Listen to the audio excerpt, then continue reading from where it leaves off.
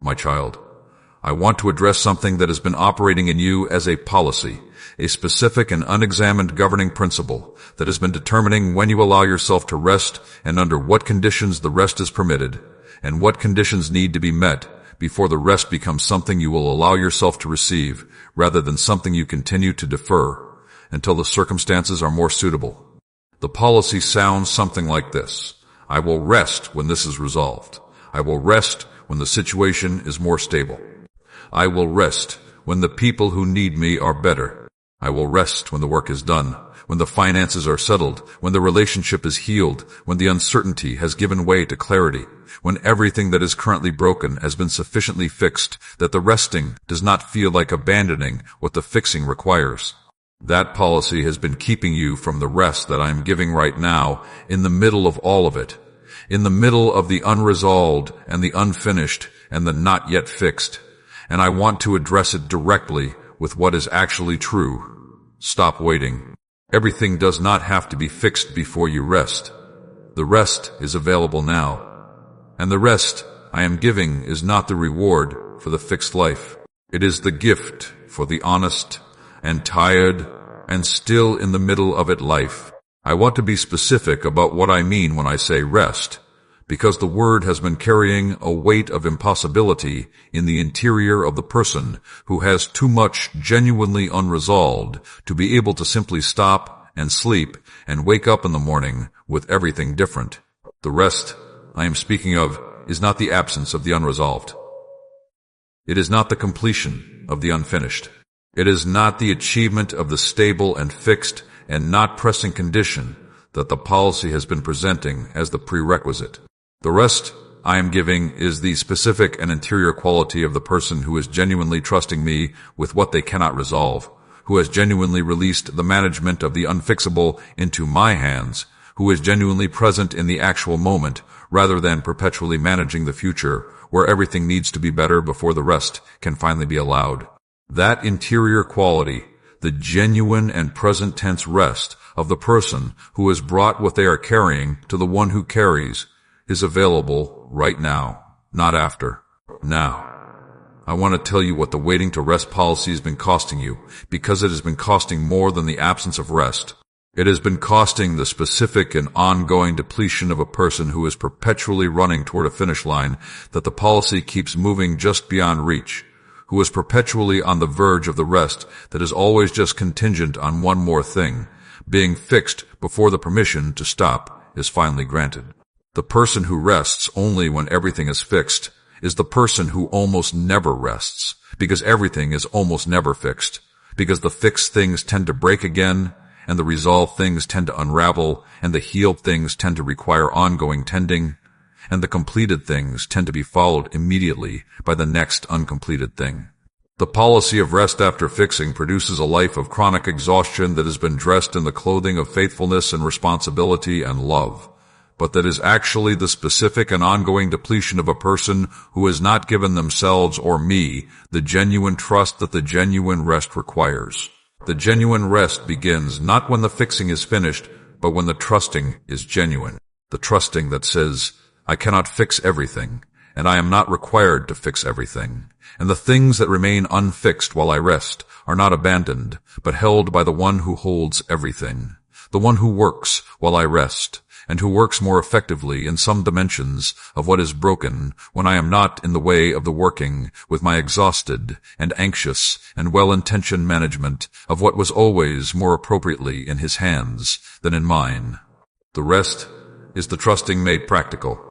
It is the physical and interior and spiritual expression of the theology of the one who holds the world, enacted in the specific and daily and sometimes costly choosing to stop before everything is fixed, because the stopping is the trusting, and the trusting is the rest. And the rest is available right now.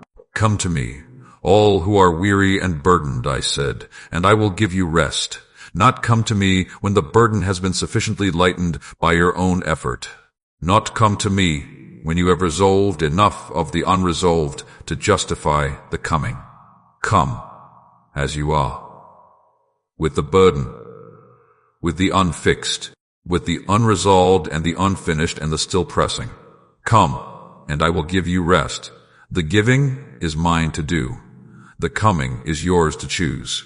And the coming is available right now in the specific and burdensome and not yet fixed reality of your specific life, because the giving does not wait for the fixing before it begins. Type, I rest now, without waiting for everything to be fixed, in the comments. Let that be your declaration of the specific and present tense choosing that this message is inviting you into, the stopping of the waiting for the fixed before the rest is allowed, and the beginning of the receiving of the rest that is genuinely available in the middle of the broken. And if this message has guided you, strengthened you, and helped you see your path clearly, then like, subscribe, and share this message, and support this ministry through the link given below so others can receive this message at the right time. I want to speak about the specific forms of the waiting to rest policy because the policy is not generic. It is specific and personal and tailored to the particular version of the fixed that each person has decided is the prerequisite for the rest they are not yet permitting themselves to receive. The forms of the waiting to rest are as varied as the people who hold them, but they tend to cluster around recognizable patterns, and identifying the specific pattern that has been operating in your interior is part of what makes the releasing of it more genuinely possible. The first common form of the waiting to rest is the relational version. I will rest when the relationship is fixed, when the estrangement is resolved, when the difficult person has changed, when the marriage has been restored to what it was before the difficulty, when the child has made the different choices that would allow the parent to finally exhale. This form of the waiting to rest is particularly persistent because the relational brokenness that the policy is pointing to is genuinely painful and genuinely pressing, and the desire for the relationship to be different before the rest is allowed comes from a real and genuine love for the person whose choices or whose absence or whose presence in a difficult form is the specific broken thing that the policy is requiring to be fixed first. But the relationship may not fix on the timeline the policy is requiring, and the rest that is contingent on it fixing is therefore perpetually deferred by the choices of another free person whose freedom you cannot override with your longing for them to choose differently. The second common form of the waiting to rest is the circumstantial version. I will rest when the finances are stable, when the health is clearer, when the housing situation is resolved, when the job is secured, when the specific external pressure that is currently the primary source of the interior strain has been addressed sufficiently that the interior can finally release the vigilance that the strain has been requiring. The circumstantial waiting to rest is understandable because the circumstances that are generating the strain are genuine, and the desire for them to be different before the rest is allowed is the honest response of a person who is navigating something genuinely difficult. But the circumstances rarely arrange themselves into the specific configuration that the policy is requiring before the rest is permitted, and the rest is therefore perpetually just ahead of the next circumstantial improvement that will finally make it possible. The third common form of the waiting to rest is the internal version. I will rest when I have done enough, when I have prayed enough, when I have tried everything available, when I can look at the situation and honestly say that I have given what could be given and attempted what could be attempted, and the outcome is now genuinely in other hands rather than in mine. The internal waiting to rest is perhaps the most demanding of all the forms because the standard of enough done is perpetually movable, because the interior that has been organized around the fixing tends to generate new things to try and new prayers to pray and new efforts to make before the sufficient enough threshold is reached, and the rest is therefore perpetually contingent on a condition of the interior's own making that the interior keeps revising upward before it can be met. And the fourth common form of the waiting to rest is the theological version. I will rest when I have believed enough, when my faith is settled enough, when the doubt has been resolved and the trust is firm enough to justify the rest that trusting me is supposed to produce. This form of the waiting to rest is particularly ironic because the rest I offer is itself the expression of the trust and the waiting to rest. until the trust is sufficient, is the specific form of the unbelief that is preventing the very rest that would be the evidence of the belief. The trusting that produces the rest is not a feeling of certainty that arises before the rest and validates the rest as theologically appropriate.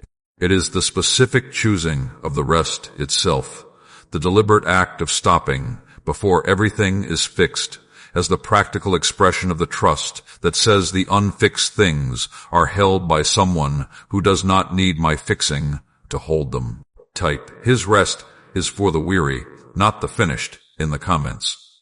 Let that be your declaration of the specific truth that displaces the specific form of the waiting to rest that has been operating in your interior, the choosing of the rest that is for the weary, as they are, rather than the rest that is the reward for the finished. I want to speak about what the rest that I am giving actually requires from the interior, because the stopping of the waiting to rest policy is most genuinely possible when the specific interior movements of the rest receiving are described with enough clarity that the person who has been in the waiting posture knows what to actually do rather than simply being told to stop waiting. The rest is not the passive state of the person who has nothing pressing. It is the active choosing of the specific interior quality of the person who has genuinely released what they cannot fix into the hands that can genuinely hold it, who has genuinely turned toward me in the actual present moment rather than the imagined fixed future, who is genuinely still in the specific way that is available to the person whose primary interior occupation is not the management of the broken things, but the receiving of the rest, that the receiving of the rest, that the releasing of them makes possible. The first thing the rest receiving requires is the honest naming of what is not fixed, not the performing of the trust before the broken things have been honestly acknowledged. The specific and honest interior inventory of what remains unresolved and unfinished and broken and not yet the way it needs to be. The naming is not the dwelling.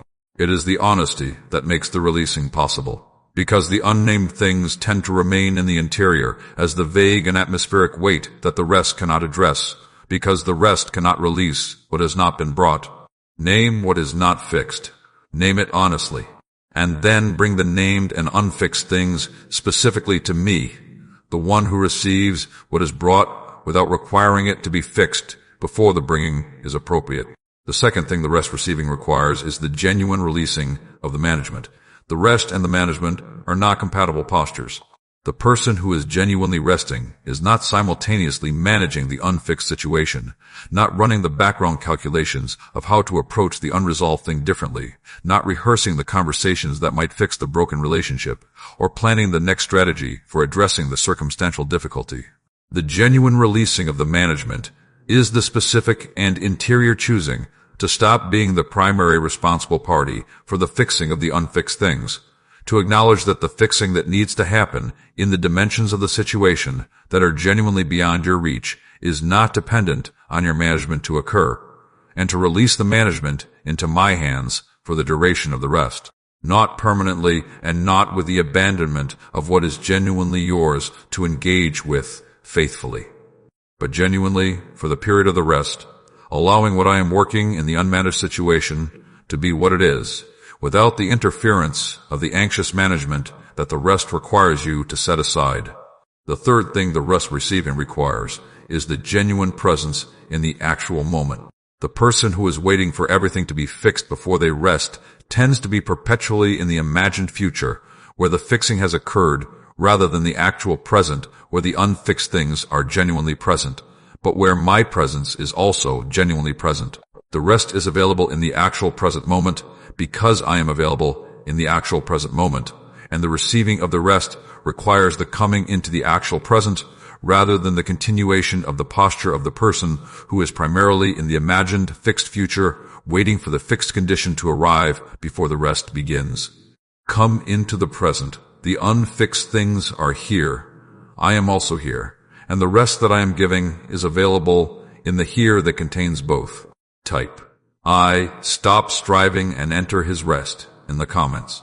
Let that be your declaration of the specific interior movement that the rest receiving requires, the stopping of the striving that the waiting to rest policy has been generating, and the genuine entering of the rest that the stopping makes available. I want to speak about what the Sabbath specifically says to the person who is waiting for everything to be fixed before they rest. Because the Sabbath is the most ancient and the most specific of all. My declarations about when the rest is appropriate and what conditions need to be in place before the rest is permitted. And the Sabbath says something very clear and very direct that the waiting to rest policy has been ignoring. The rest comes before the work is finished. Always, every week. The Sabbath rest is not the reward for the completed week's work. It is the provision that follows the week's work, regardless of the state of the week's work, regardless of whether everything that the week began has been completed or resolved or brought to a satisfactory conclusion. The work stops. The rest begins, not because the work is done, but because the rhythm requires the rest. The first thing to notice about the Sabbath as the answer to the waiting to rest policy is that I rested on the seventh day before the creation needed any fixing. The world I made was good. The Sabbath rest was not the response to a broken situation that needed to be fixed before the rest could be taken. It was the built-in provision of the rhythm, the demonstration that the rest is not contingent on the resolution of the broken, because the Sabbath was established before the broken arrived. The rest was built into the design before there was anything to fix, which means the rest is available to you not because everything has been fixed, but because you are made in the image of the one who rested before the fixing was ever necessary. The second thing to notice about the Sabbath as the answer to the waiting to rest policy is that my people were commanded to rest while they were in the wilderness. The wilderness is not the fixed condition. The wilderness is the specific and sustained and genuinely difficult season of the between the promise and the fulfillment that the people of God have always been required to navigate. And in the wilderness, the manna came with the Sabbath built in. Extra provision on the sixth day so that the seventh day could be genuinely rested. The rest was not the reward for the arrival at the promised land. The rest was the provision for the journey through the wilderness, available in the genuinely unfixed and genuinely difficult in-between, commanded not because the wilderness had ended, but because the wilderness was where the rest was most urgently needed. And the third thing to notice about the Sabbath as the answer to the waiting to rest policy is the specific and pointed word of my Son about the Sabbath being made for humanity rather than humanity for the Sabbath. The Sabbath is not the obligation to be fulfilled by the person who has earned the rest through the completion of the work. It is the gift given to the person who needs the rest because they are human, because the design includes the rhythm of rest and work, and the human being who does not honor the rhythm is not more faithful. They are less human, less themselves, less in alignment with the specific and personal design that I built into them when I made them in my image and breathed the breath of life into the interior that requires the rhythm as genuinely as it requires the air. Type, rest is not a reward. It is a gift I receive now in the comments. Let that be your declaration of the specific and Sabbath-grounded truth that the rest is the gift that precedes and enables the work rather than the reward that follows the completion of it, the choosing of the rhythm that the design always intended over the policy that the interior has been imposing on itself at the expense of what the design requires. I want to show you through specific and personal moments in Scripture what the rest that does not wait for everything to be fixed actually looks like in the lives of real people, in genuinely broken and genuinely unfixed situations. Because the most powerful argument against the waiting to rest policy is not the theological argument, but the lived witness of the people who chose the rest in the middle of the genuinely unresolved, and who found in that choosing the specific and transformative gift that the rest was always designed to give. Consider Jacob at Bethel the night after he had fled from his brother Esau, whose murderous anger was genuinely threatening and whose threat had not been resolved. Nothing was fixed. The relationship with his brother was genuinely broken. The future was genuinely uncertain. And Jacob lay down in that specific and unfixed place, and he slept. And in the sleeping the dream came, the ladder and the angels and the presence of the one who was there at Bethel in the unresolved and unfixed night. And the word that was spoken into the sleeping was not the condemnation of the person who rested before fixing the mess, but the specific and personal promise of the one who is with you and will keep you wherever you go. The rest was not the sign of the fixed situation. It was the opening to the encounter with the one who meets in the unresolved, and the meeting produced the specific and transformative word that the waking management of the broken situation could not have produced. Consider the disciples in the boat during the storm, and I want to draw your attention not to the storm and not to the calming, but to the specific instruction of my Son when he entered the boat and they were about to cross the water. And he said to them, "Let us go across to the other side." And they left the crowd and took him with them in the boat, just as he was. The "just as he was" is the phrase I want you to receive. They took him as he was, and they crossed. And in the crossing, the storm came, and the boat was filling, and he was asleep in the stern. He was resting in the middle of the storm, in the middle of the genuinely threatening and genuinely unfixed situation, with the full knowledge that the storm was coming, because he is the one who knows what is in every crossing. The rest was not the ignorance of the storm. It was the specific expression of the trust in the Father that the storm was not able to override. Consider Martha and Mary at the death of their brother Lazarus, the days between the sending of the message and the arriving of my Son, the specific and unfixed and genuinely devastating days of the waiting in the broken. And in those days between the sending and the arriving, the sisters rested in the grief, not the performance of acceptance, the genuine rest of the people who had done what they could do, which was send the message, and who are now in the specific and unfixed waiting that was the only available posture in the between. The rest was not the abandonment of the hope. It was the trusting of the one who had been called and who was coming, even when the coming was delayed past the point that the sisters had hoped. Type, "I lay down my fixing and pick up his rest" in the comments. Let that be your declaration, drawn from the specific and lived witnesses of the people who rested in the genuinely unfixed and found in the resting the specific and transformative encounter with the one who does the fixing that human effort cannot do. And if this message has guided you, strengthened you, and helped you see your path clearly, then like, subscribe, and share this message, and support this ministry through the link given below so others can receive this message at the right time. I want to speak about the specific things that I am doing in the rest, that the waiting to rest policy has been preventing me from doing, because the rest is not the passive absence of the activity that the fixing requires. It is the specific and active context in which some of the most significant work I do in the interior of the person who trusts me becomes most possible. The person who never rests because they are waiting for everything to be fixed is the person who is missing some of the most significant work I am doing, not because the work stops when they are not resting, but because the receiving of it requires the specific quality of interior that genuine rest makes available, and that the perpetual management of the unfixed things prevents. The first thing I do in the rest that the management prevents is integrate what has been experienced. The processing of the genuinely difficult things, the converting of the raw and sometimes traumatic material, the hard seasons, into the wisdom and the depth and the specific understanding of my character that the hard seasons are designed to produce, happens most fully in the rest. The management of the unfixed tends to keep the interior perpetually in the reactive engagement with the immediate difficulty, which produces experience without the processing that transforms experience into wisdom.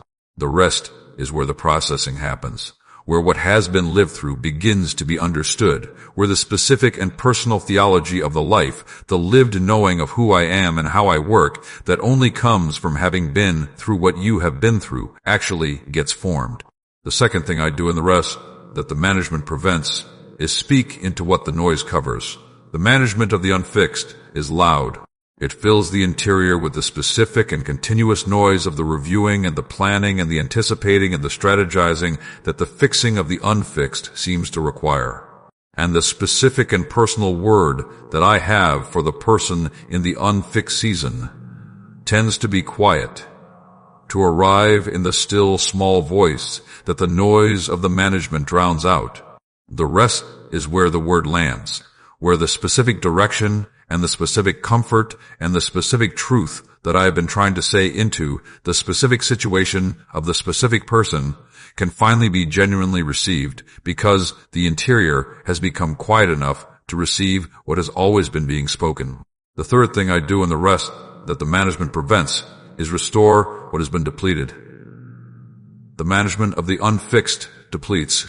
It draws continuously from the reserves of the energy and the attention and the emotional capacity and the spiritual vitality that the ongoing engagement with the genuinely difficult requires. And the person who never rests because they are waiting for everything to be fixed is the person whose reserves are being drawn down without the replenishment that only the genuine rest provides. The depletion tends to happen gradually and invisibly, masked by the specific stimulation that the management of the urgent and the important provides, until the collapse that the depletion eventually produces makes the cost of the rest refusal suddenly visible in a form that is far less graceful than the deliberate choosing of the rest would have been. The fourth thing I do in the rest that the management prevents is work in the situation from the dimensions that are not accessible to the management. The person who is perpetually managing the unfixed situation is working in it from the outside, from the specific and limited perspective of the person who can only see and act in the dimensions of the situation that are accessible to their specific and limited reach. In the rest, when the management releases and the interior is genuinely quiet, I work in the dimensions of the situation that the management was not reaching, in the interior of the people involved, in the structural dimensions of what is broken, in the timing and the sequencing of what is unfolding in ways that the management was not only not addressing, but was sometimes actively preventing by keeping the situation stirred, rather than allowing it to settle into the state in which my working has the most room to operate. Type, my rest, does not depend on my circumstances in the comments. Let that be your declaration of the specific and interior quality of the rest that is not contingent on the circumstances being fixed before it begins, the choosing of the rest that I am doing in the genuinely unfixed rather than the rest that waits for the fixed before it is allowed. I want to speak about what my son specifically demonstrated about resting in the middle of the unfixed, because his life was the specific and lived demonstration of what the rest in the middle looks like, and the demonstration is more powerful and more practically instructive than any abstract description of the rest that is available in the unresolved. The most direct and the most immediately relevant demonstration is the sleeping in the boat in the storm. The storm was real. The boat was filling. The disciples were genuinely afraid in the way that experienced fishermen are afraid when the water is genuinely threatening. And my son was asleep, not sleeping through what was not genuinely dangerous, sleeping through what was genuinely dangerous, in the specific and genuine rest of the person whose interior is not organized around the management of the threatening circumstance, because the interior is genuinely organized around the trust in the Father who holds the threatening circumstance. The disciples woke him with the question that reveals the specific logic of the waiting to rest policy. Teacher, do you not care that we are perishing?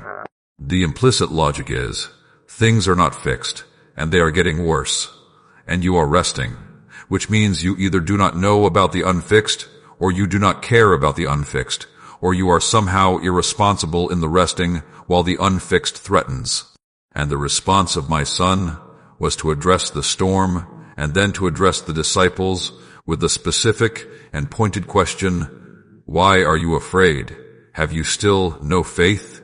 Not, you were right to wake me because the storm was genuinely threatening.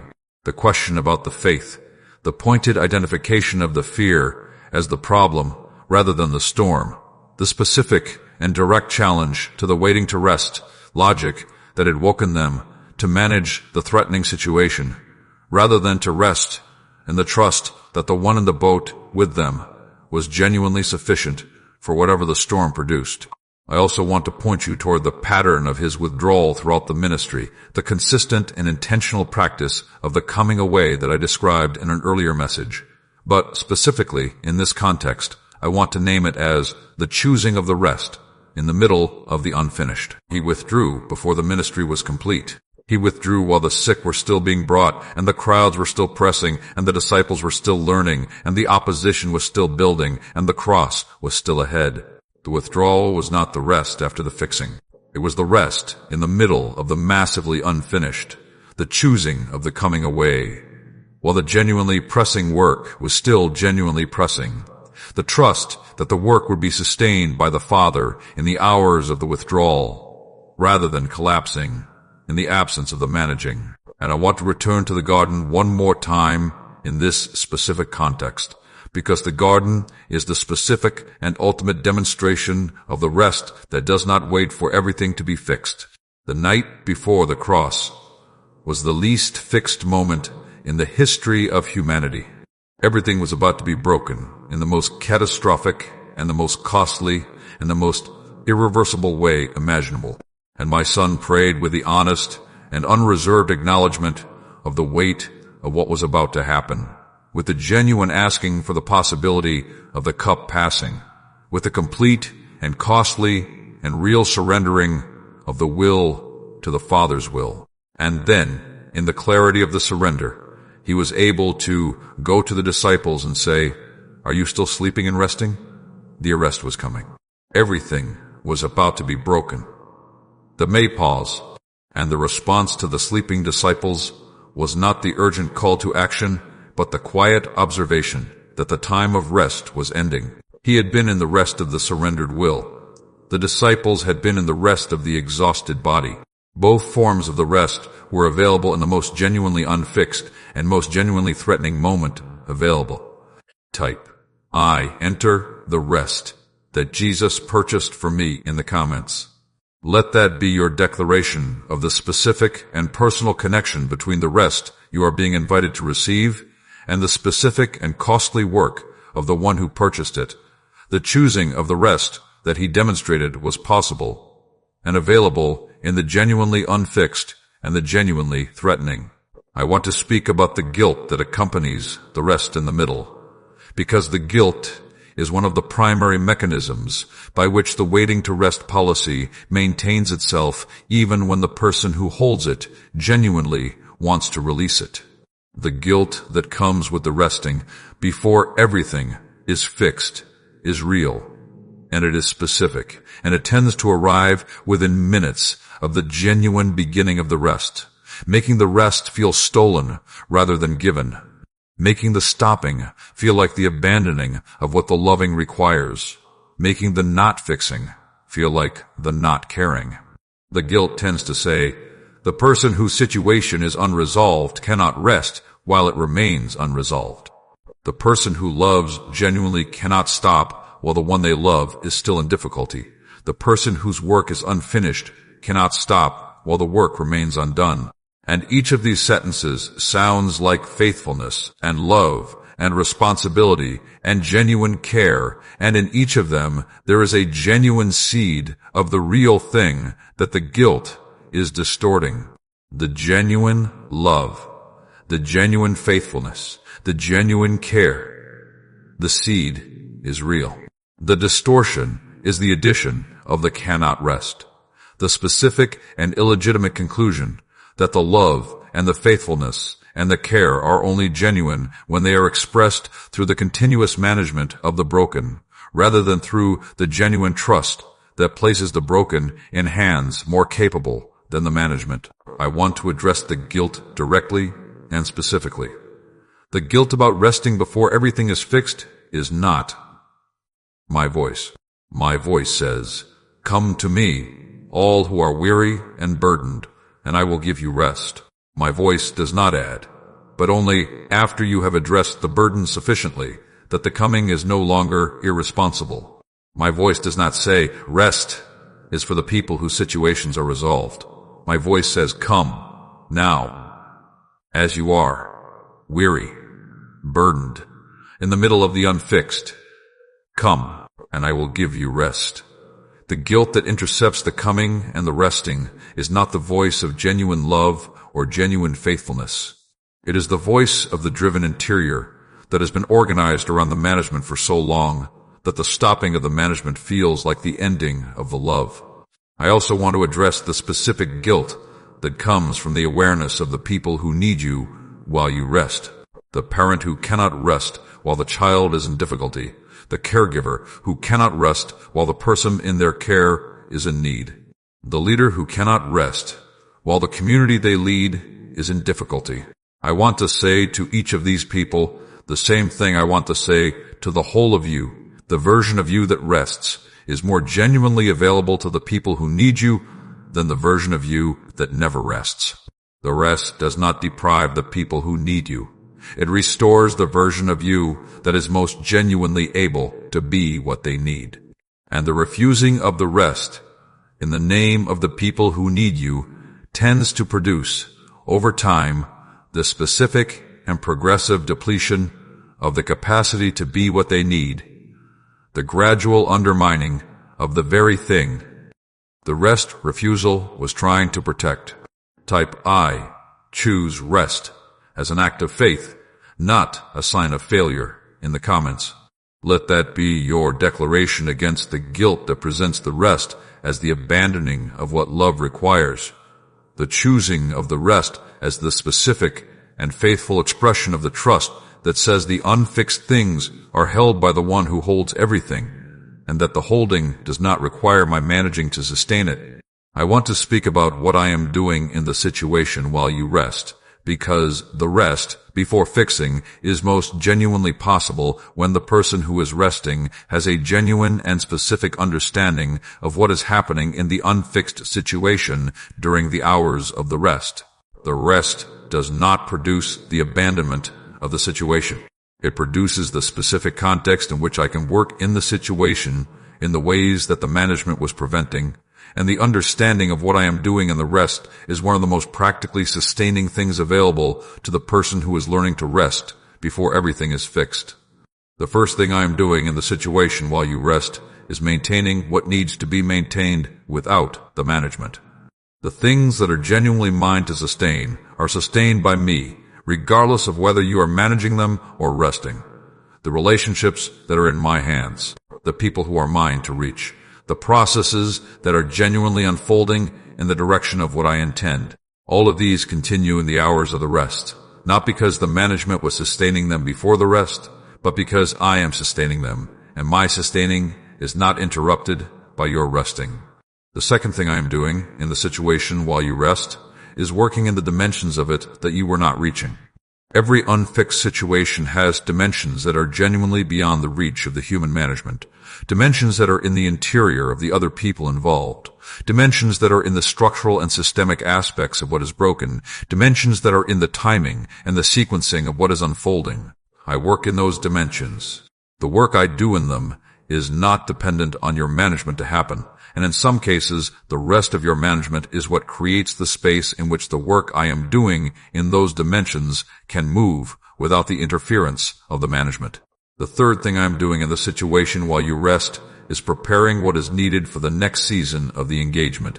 The rest is not only the recovery from the previous season of the engagement, it is the preparation for the next one. I use the rest to form what the next engagement will require, to build in the interior the specific capacities and the specific understanding and the specific depth that the next season of the engagement with the unfixed situation will draw on. The person who never rests arrives at the next season of the engagement less prepared than they would have been, because the preparation that genuine rest enables did not happen. Type, God is still working while I rest, in the comments. Let that be your declaration of the specific and active trust in the one who does not rest, in the one who works while you rest, and whose working in the unfixed situation during the hours of your rest is more effective in the dimensions that matter most than the management that the rest refusal has been maintaining.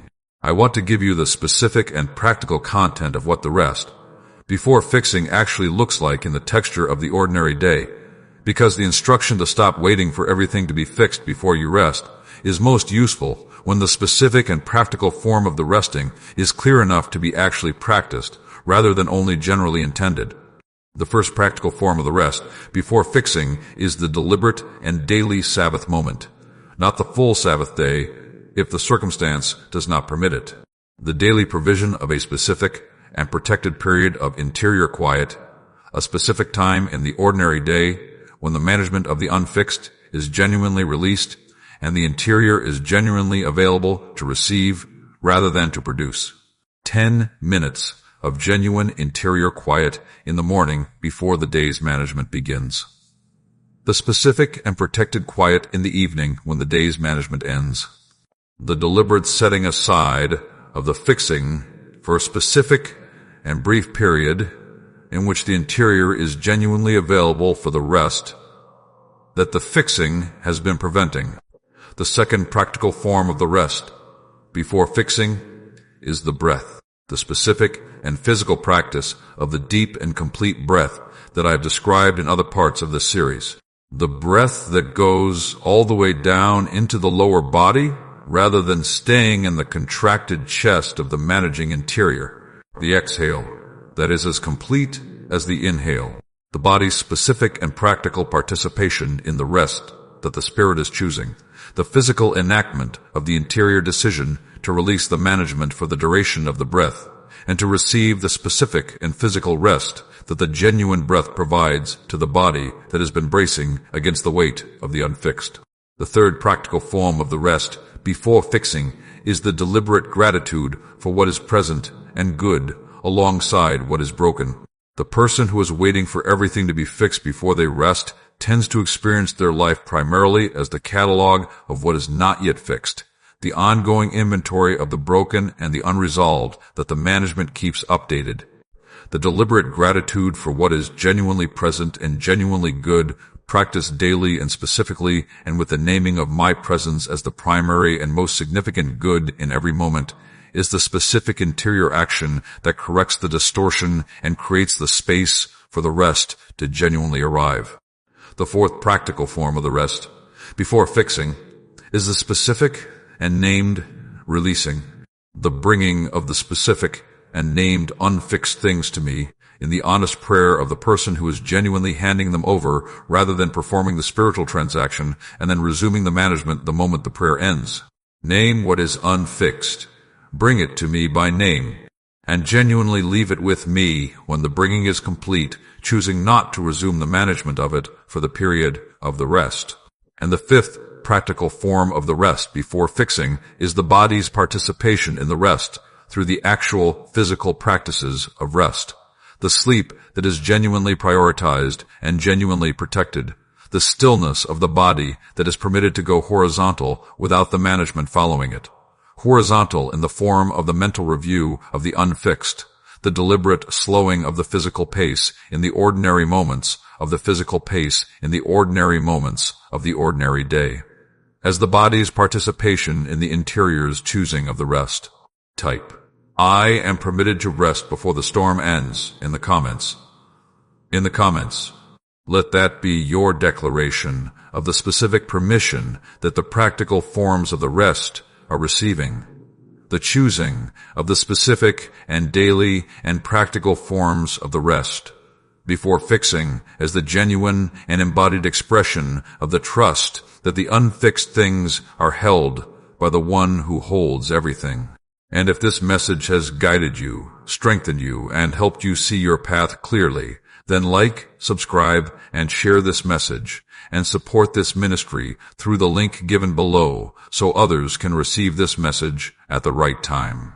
I want to speak about the specific relationship between the rest, before fixing, and the people who depend on you, because one of the most powerful and most persistent forms of the waiting to rest policy is the one that is organized around the people who need you. The parent who cannot rest while the child is in difficulty. The spouse who cannot rest while the marriage is strained. The leader who cannot rest while the community is in need. The caregiver who cannot rest while the person in their care is requiring care. The version of the waiting to rest policy that is organized around the needs of the people you love and serve is the most difficult to release precisely because it is grounded in the most genuine and most costly form of love available, the love that says the needs of the other person override the needs of the self. I want to honor the love that drives this specific form of the waiting to rest before I address the distortion that it contains. The love is real. The genuine care for the specific people in your specific sphere of influence is one of the most beautiful and most significant things about the specific person who is reading these words. The willingness to defer your own needs in service of the needs of others is the expression of the genuine love that I designed you for. I am not asking you to diminish the love or to care less about the people who need you. I am asking you to care for them more effectively by caring for yourself faithfully. The specific distortion in the love-based waiting to rest is the assumption that the version of you who rests is less available to the people who need you than the version of you who never rests. The assumption is understandable, but it is not accurate. The version of you who rests is not less available to the people who need you. It is more genuinely available, more actually present, more capable of the specific and genuine quality of love and attention and care that the people who need you most genuinely need. The depleted version of you that is produced by the never resting tends to be less genuinely present and less genuinely loving and less genuinely effective in addressing the specific needs of the specific people in your specific sphere. Not because the love is less genuine, but because the depletion is real, and the depletion reduces the capacity for what genuine love requires. I also want to speak specifically about the children who are watching the parent who never rests, because everything is not yet fixed. The children who are watching the parent navigate the unfixed things with the specific quality of the person who rests in the middle of the difficulty are learning something that the children who are watching the parent manage the unfixed things without the rest are not learning. They are learning that the rest is available in the middle of the difficulty. They are learning that the unfixed things do not have to prevent the rest. They are learning that the one who holds the unfixed things is trustworthy enough to rest in, despite the unfixedness. And these are among the most significant and the most lasting things any parent can give a child. The lived and visible demonstration that the trusting rest is genuinely available in the genuinely difficult life. Type, his rest restores what the striving has broken in the comments. Let that be your declaration of the specific and healing quality of the rest that the striving has been preventing. The choosing of the rest as the most genuinely loving thing available, not only to yourself, but to the specific people in your specific sphere who need the rested version of you more than they need the perpetually managing version. I want to speak about what the rest before fixing does to the quality of the faith over time, because the rest and the faith are more deeply connected than the surface reading of the relationship between them suggests. The surface reading says, faith produces the rest, because the person who has sufficient faith trusts me enough to rest in the middle of the unfixed. The deeper reading says, the rest also produces the faith, because the person who chooses the rest before fixing is making a specific and repeated and costly faith claim in every choosing of the rest, and the making of the claim tends to deepen the conviction that the claim is warranted. To accumulate the specific and experiential evidence that the choosing of the rest in the middle of the unfixed produces in the interior of the person who makes it. Every time you choose the rest before everything is fixed, you are making a specific and practical declaration about the character of the one you are trusting with the unfixed things. You are declaring with your body and your interior and your choosing that the unfixed things are genuinely held by the one who holds everything, that the holding does not require your management to be effective, that the rest is genuinely available because the holding is genuinely sufficient. And that declaration, made repeatedly through the specific and daily and sometimes costly choosing of the rest before fixing, tends to build in the interior a specific and experiential quality of the trust that the abstract theological affirmation of my trustworthiness does not produce in the same way. The trust that has been tested in the rest is different from the trust that has never been tested. It has been proven in the specific and personal experience of the person who chose the rest before the fixing, and discovered that the unfixed things were genuinely held in the hours of the rest, and that the choosing was not the irresponsibility the guilt was claiming, but the specific expression of the trust that is the most genuine form of the faith available. This experiential quality of the faith that the rest before fixing produces is one of the most significant long-term gifts of the choosing of the rest. Not the resolution of the unfixed things, which may or may not arrive on the schedule the waiting was hoping for. The specific and deepening quality of the trust in me that the repeated choosing of the rest before the fixing produces in the interior of the person who consistently makes the choosing. The faith that is forged in the rest before fixing is the faith that sustains through the seasons when the unfixed things remain unfixed for longer than the faith can sustain through willpower alone. It is the faith that has been proven in the specific and personal laboratory of the chosen rest. Type: every excuse to delay rest falls before His word in the comments. Let that be your declaration that the specific excuses and the specific conditions that the waiting to rest policy has been generating are being addressed by the specific truth of my word about the rest, that the word is more authoritative than the excuses and more durable than the conditions, and that the choosing of the rest before the excuses are resolved and the conditions are met is the specific and faithful expression of the trust in the word that the word itself and the word that the word itself invites. I want to give you a vision of what the life looks like that consistently chooses the rest before everything is fixed, because the person who is in the waiting to rest posture needs something to move toward, a genuine picture of what the interior and the life look like when the rest before fixing is the consistent and practiced posture rather than the occasional and guilt-laden exception. The person who consistently chooses the rest before everything is fixed tends to bring a different quality of engagement to the unfixed things when they re-engage after the rest. Not more energy alone, though the energy tends to increase.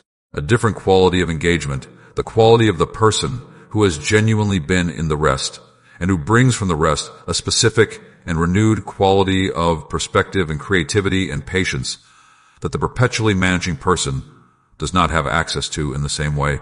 The unfixed things tend to be seen more clearly from the rested interior than from the managing interior, because the rest removes the specific distortions that the anxious management introduces into the perception of the situation. The person who consistently chooses the rest before everything is fixed tends to have a different quality of relationship with the people in the unfixed situation. The rested parent is more genuinely present with the child in difficulty than the never-resting parent. The rested spouse is more genuinely available to the strained marriage than the perpetually managing spouse. The rested leader is more genuinely serving the community than the never-resting leader, because the rest restores the specific quality of genuine presence and genuine love and genuine creative engagement with the needs of the other that the depletion of the never-resting progressively reduces. The person who consistently chooses the rest before everything is fixed tends to develop a specific and recognizable quality of peace that the people around them notice, and that tends to communicate something about the reality of my presence and my sufficiency to the people who are watching. The peace that is visible in the person who rests in the middle of the unfixed is one of the most powerful testimonies available to the truth of what I have said about my character and my holding of the unfixed things, because it is the lived and visible evidence of the person who has actually chosen the rest in the genuinely unfixed situation and has actually found that the unfixed things were genuinely held during the rest, and that the rest was genuinely held during the rest, and that the rest was genuinely sustaining, and that the choosing was genuinely worth what it cost.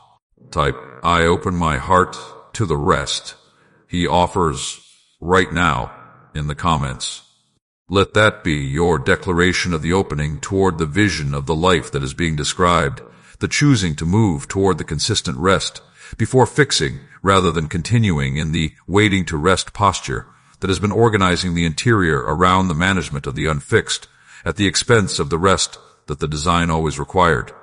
I want to speak directly now into the specific situations that have been the particular form of the not yet fixed in your interior.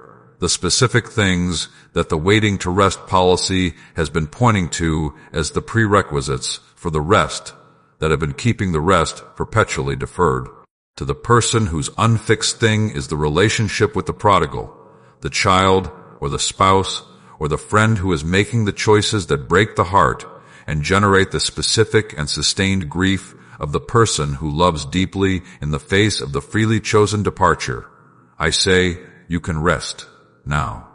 Not because the prodigal has returned, not because the broken relationship has been restored, because I am with the prodigal in the far country in a way that your waking management of the grief cannot sustain, and the rest is the specific and practical expression of the trust that my presence with the prodigal is genuine. The rest does not abandon the one you love to the far country. It releases them to the one who can reach them there in ways that your staying awake with the grief cannot.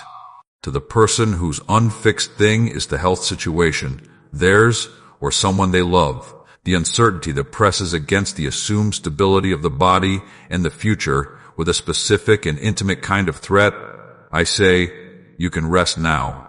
Not because the health is restored, not because the prognosis is clear, because the body in question was made by me and is held by me, and the outcome of the health situation is in my hands whether you are resting or managing. And the rest is the specific and practical expression of the trust that my holding of it is genuine. The rest does not abandon the body to the uncertainty.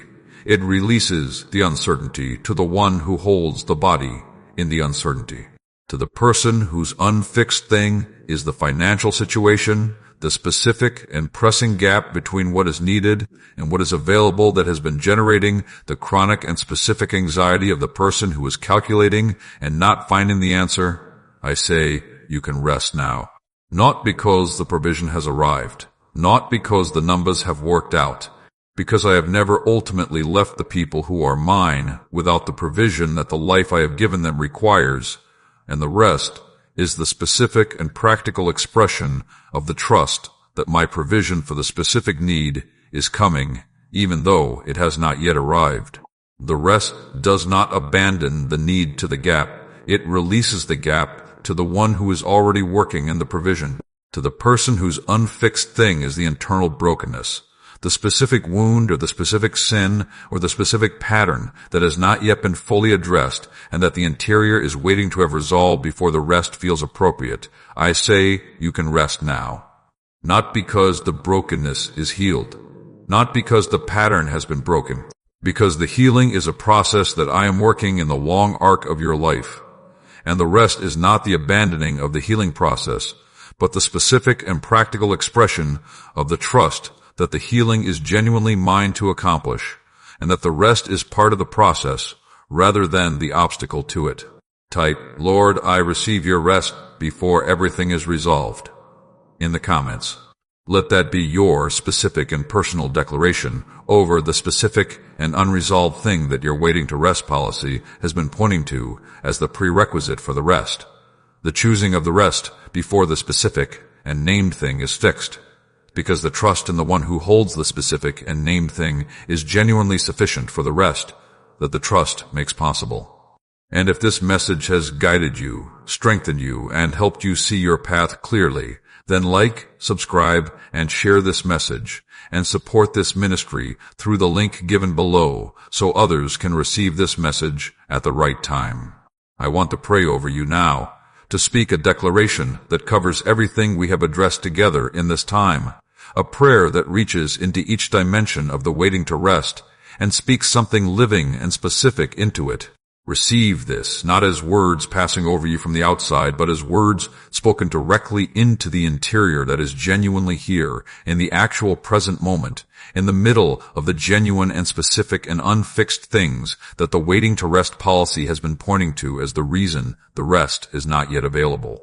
I speak over the waiting to rest policy, and I declare it addressed by the truth that is more authoritative than the policy and more durable than the specific conditions the policy has been requiring. You do not have to wait for everything to be fixed before you rest. The rest is available now, in the middle of the unfixed, in the middle of the unresolved and the unfinished and the not yet healed and the still broken.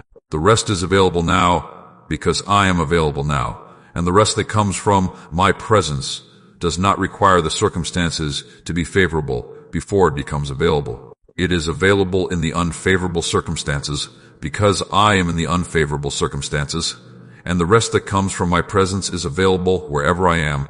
I speak over the specific, unfixed things that the policy has been pointing to, and I declare each of them genuinely held by me. The unfixed relationship, I have it.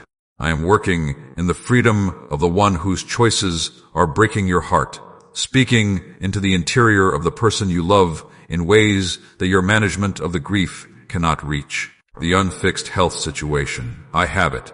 The body in question was made by my hands and is held by my love, and the outcome is moving toward what my complete knowledge and my complete love determine is genuinely best. The unfixed financial situation, I have it. My provision for the specific need is moving toward the specific gap at my timing and in my way, with the complete knowledge of what is needed and the complete capacity to provide it.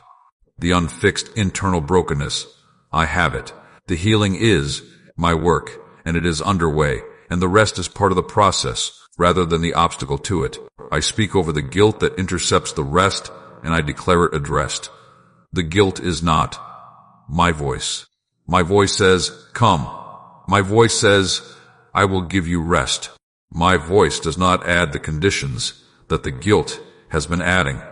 The love that the guilt is trying to protect is more genuinely expressed through the rest than through the management, because the rested version of you is more genuinely available to the people the guilt is trying to protect than the depleted version that the guilt's refusal of the rest has been producing.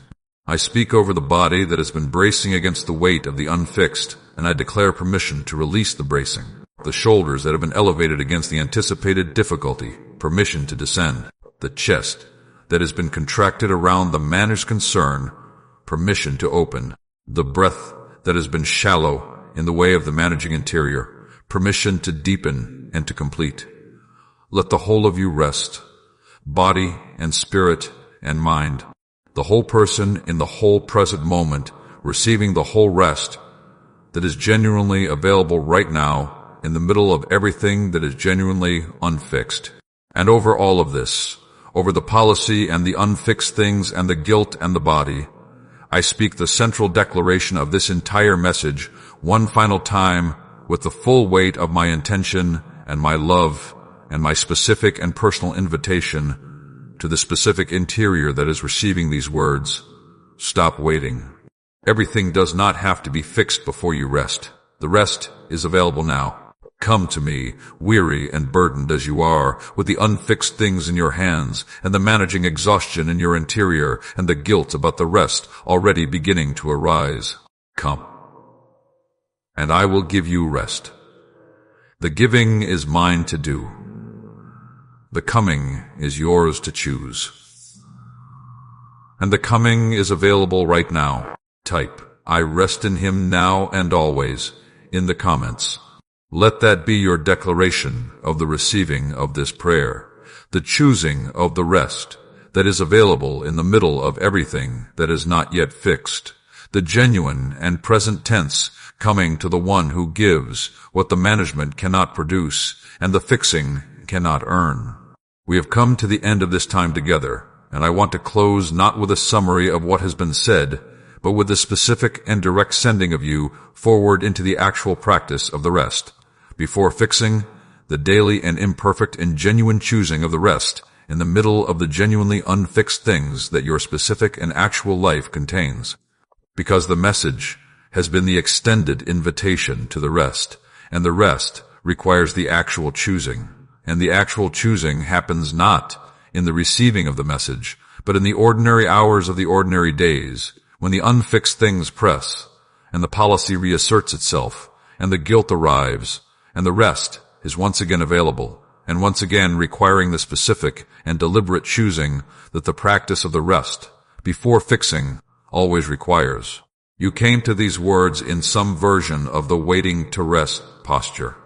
Whatever the specific form of the not yet fixed that has been the particular prerequisite for the rest in your interior, whatever the specific condition that the policy has been presenting as the thing that needs to change before the rest is finally appropriate, you were in the waiting posture when you began. And I hope that something has shifted in the receiving of this message, that the policy has been loosened slightly, and the genuine possibility of the rest before fixing has become slightly more available than it was before these words began their work in you. If something has shifted, honor it. Do not dismiss it because it is not the complete transformation. The small shift is the beginning of the practice, and the beginning is genuinely available to you right now. Go forward with the practices, the deliberate and daily Sabbath moment of interior quiet before the day's management begins. The breath that brings the body into the rest that the spirit is choosing. The deliberate gratitude for what is present and good alongside what is broken. The specific and named releasing of the unfixed things into my hands in the honest prayer of the person who is genuinely handing them over.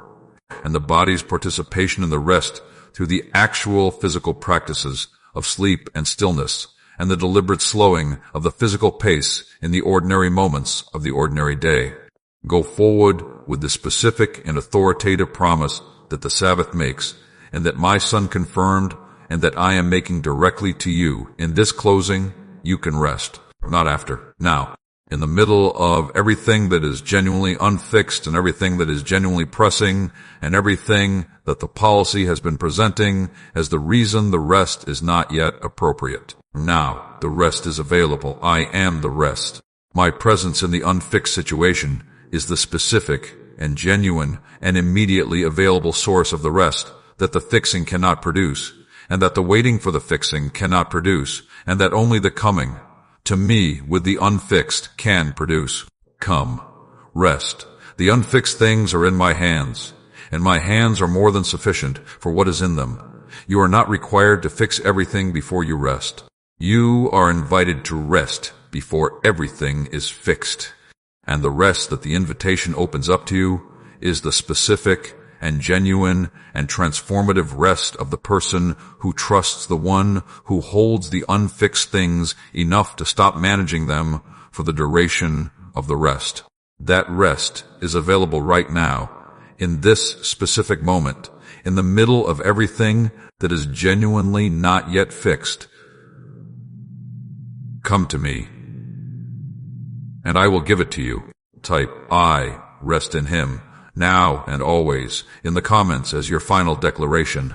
Let that be the statement you carry out of this encounter and into the actual ordinary days and the actual ordinary moments of the actual life that is genuinely waiting for the genuinely resting version of you that the rest before fixing makes possible. The unfixed things are held. You can rest, and the resting is available right now. And if this message has guided you, strengthened you, and helped you see your path clearly, then like, subscribe, and share this message, and support this ministry through the link given below so others can receive this message at the right time.